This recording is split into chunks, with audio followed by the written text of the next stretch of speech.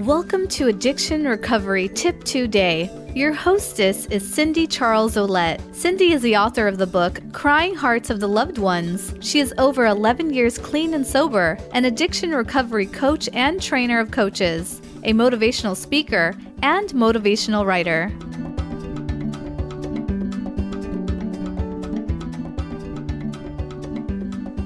Hi, this is Cindy Charles Ouellette, and I'm the author of the book, Crying Hearts of the Loved Ones, and I'm also an addiction recovery coach in Texas and in West Virginia, and I am offering to tell about how I got clean and sober in a third world country, how I was able to find techniques to do that in a remote area where I did not have regular 12-step recovery support. And I know that this type of sharing has anonymity involved. I choose to break mine, and you don't have to break yours. You don't need to tap or anything like that. If you are in the addiction recovery profession, there's nothing to hide then. If you work for a facility, if you're in a group, even church-based, I'd love to share the 12-step tips that I have learned in my sobriety and their traditions. Today I want to talk about the third tradition. Oh, thank you. I appreciate that. Well, I'm over 11 years clean and sober, and actually was blessed to become an alcoholic while I was in a town on the coast in Mexico. It's a big town, and there were only 3 Americans, 4 with my little boy. And I say I was blessed because getting into 12-step recovery is an amazing journey. Oh, gee, I just hope that someday the majority of the world can find 12 steps without having to suffer to get there. Anyway, I had been clean and sober. My date of sobriety is December 27th, 2003. And I had detoxed in my own bedroom. We'll go into that someday soon. And it was quite an adventure. It was about January, February, March. It was Easter coming up, and I had not been to an AA meeting. I was blessed that a group, somehow, but by the grace of God, I found a group online. I learned the word Google, went on there, and I wasn't really clear-minded. I was clean from alcohol and drugs, but my mind, I was 57 years old, I think. And a big red button came and said, if you need help, touch it. Well, I ended up at a group in Brooklyn, and I'm in Mexico, and they sent me a big book and a lot of other wonderful things. And I was doing my best of all the different tips I want to show throughout these periscopes, but I needed a meeting, guys and gals. I didn't know what a meeting was, but I was white-knuckling it and living in a house full of excitingly blingy bottles of booze that would call to me at night. You know they would. So I needed a meeting. And in Mexico, Easter is a time for everybody to come and visit people in their family who live on the coast and drink, and pass out and drink some more. And that season was coming, and all of our friends from my husband's family were coming, and they eat a lot of seafood. And I was just to my wits' end, everything but biting my nails, reading my big book of my devotions and listening to Joe and Charlie on the internet, how I'd learned to do. And they were wanting me to go to the beach. Well, I had looked and could not find an AA. Because I know now it's hush-hush, and nobody tells anybody about AA, and they don't let anybody have a free facility. You can't go have an AA in a church or any 12-step. And so I couldn't find one. And I would find this round blue symbol on doors once in a while, but there'd be no hours. Guess what? Now I know. If you ever want to go to a 12-step meeting in Mexico, they're at, usually, I'd say 95% of them are at 8:30 at night, because their belief is that they all pray together and it has more power. Well, I didn't know that.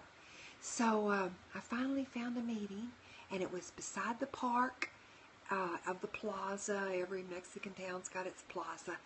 And it was 11 in the morning, and so I had planned to go Saturday because I was a professor and worked during the week, but it was Easter vacation starting. And I hadn't had the gumption to ask my family if I could go, because my ex-husband, to say the least, was very influential, and I didn't want to hurt the family. You know, we alcoholics don't realize that everybody but us knows we're an alcoholic until we figure it out. So I was sure nobody knew that the dignified Professor Cindy was an alcoholic. Well, they could smell me coming a mile off, but I didn't know that. Bless their loving hearts.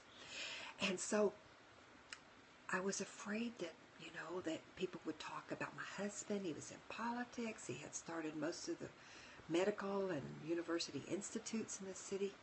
So I'm sitting on the front porch, terrace, and everybody's got their bathing suits and things on, packing the cars to go to the beach, to go to a little island nearby where they'd go eat oysters.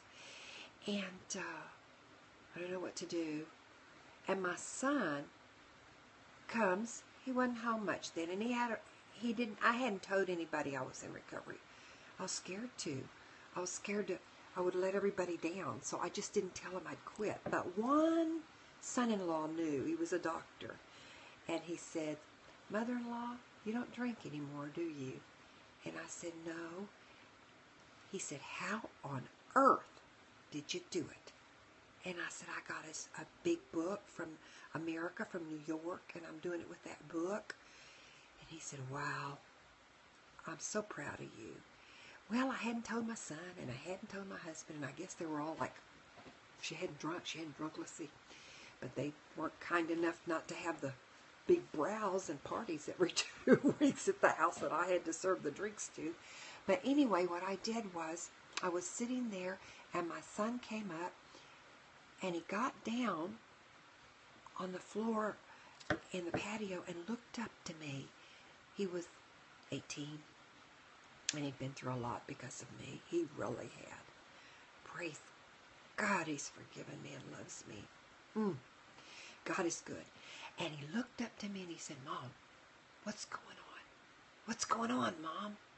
And I said, "Son, we'd had a H-E-L-L of a life. I had really put him through it." And I said, "I'm an alcoholic and I don't drink anymore. And I've got to go to a meeting, a 12-step meeting." He says, "Mom, go to it. What's the problem?" I said, "Well, what about your stepfather? I mean, I could embarrass him by doing that in the city, you know." And he looks up and he says, "Don't let anybody take AA away from you." Did you hear me, Mom? Nobody in the world. Don't let them take it away. Go. Oh, that was a surprise. And then the oldest sister of my stepdaughters came up, and she's a psychologist, and she directed a very important school there. And she said, "What's up?" I guess my son had talked to her. And I said, "I'm an alcoholic, and I need to go to a meeting. And I finally found one, and it's today in 1 hour, and everybody wants me to go to the beach, and they're going to be drinking, and I don't know what to do." She said, "You let me take care of the family. You go." So I got to the meeting, and it was a meeting of workers. I'm talking aluminum people, plumbers, electricians, taxi drivers, people who sold newspapers. We're talking about a third world country here. And most of them didn't read. And there I go inside there, and I walked to this chairperson. I'd never been to a meeting. And I shook hands. And, you know, 700,000 people in that city, and They all knew who the gringa was with red hair. And I'm sure they knew that she was a drinking teacher, you know. But I didn't know that. And he said, have a seat. He said, here's a big book in Spanish, and you got yours in English, and I'll just tell you what page we're on. And I said, oh, cool. So all the people come in, and they start their meeting, and he'd tell me what pages we were on, and you know they corresponded. And I'd read it in English because my brain was pickled. I am telling you. I'd been in Mexico 19 years, and it was until I was like 6 months sober that I really could speak Spanish because my brain was so pickled I couldn't, you know, and I got it real quick after that. And everything was a little foggy. And like I say, I think I was 57 years old. And then there weren't any women in the meeting. Well, I didn't know women didn't go there to that meeting. And I just wanted to stay alive because I knew I was done. I was going to have a drink. Everybody in the city was drinking. I knew it was in the horizon. And so I'm sitting there, and a man stood up and said, and we're talking about Tradition 3. I am not putting down my home group. They love me now. I love them. But we went through our transitional period. And I don't really know what's going on here. I just don't want to drink. And I'm already feeling okay because I'm in a meeting. There's something miraculous about that in any language. And a man stands up and he says, I don't like, in Spanish, he says, I don't like women in our meeting. I went, ooh, that's me. So I kind of sink down a little bit. And he says, and I don't like professionals in our group. I went, oops, that's strike two. I'm a professional and a woman. And now I'm starting to sweat and I'm starting to tremble. And I'm thinking, God, I'm done. I can't go to AA. My mom won't let me come back to my country. I have no place to go. I'm done. I'm done, God. And he said, and I don't like gringas. I went, whoa. I didn't say a word. I didn't know whether to pack my stuff or what. And the chairperson said, Teacher Cindy. And I said, yes, sir. Do you want a drink today? And I said, no, sir. I don't ever want to drink for the rest of my life. And by this time I was crying. And he looked at the man. And he said, you go look at that board right up there. There are traditions. And I want you to read Tradition 3. Teacher Cindy says she does not want a drink today. Teacher Cindy stays. It's the only requirement. I want to tell you, praise God for the 12 traditions, the 12 steps. It's a wonderful way to live. And I wanted to share that with you. And I want to share more adventures because they turned out to be great friends. We really cried when I left. And I learned so many tips and so many things on how to survive in a remote area. There are people early in recovery and they're just like iffy. Do I really want to be here? This is so much change. Can I do all this right? And there are people all over the world like I was. They're in professions. There's missionaries who are in recovery. Why not? It's in our DNA a lot of times. I mean, it's who we got born by, and that was God's choice. And so there are missionaries. There's pastors, lawyers, judges. I know them, many of them in recovery, and they just can't break their anonymity. I can, and I choose to. And if there's a way that I can be of help, because God bless the people that invented Periscope.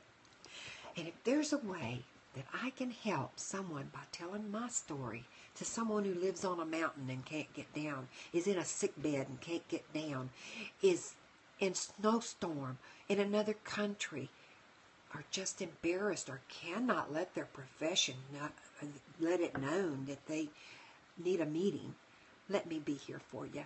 Invite them. Tell them.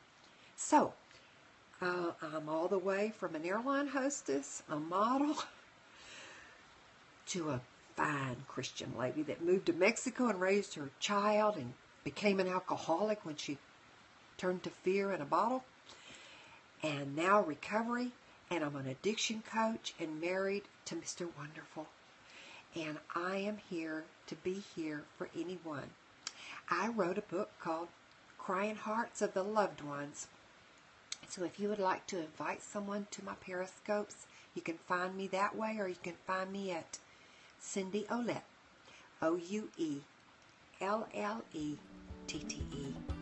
Thank you. And just for today, I don't know about tomorrow. Just for today, do not pick up or use. Thank you for enjoying today's tip of the day. We invite you to tune in tomorrow for another sobriety tip.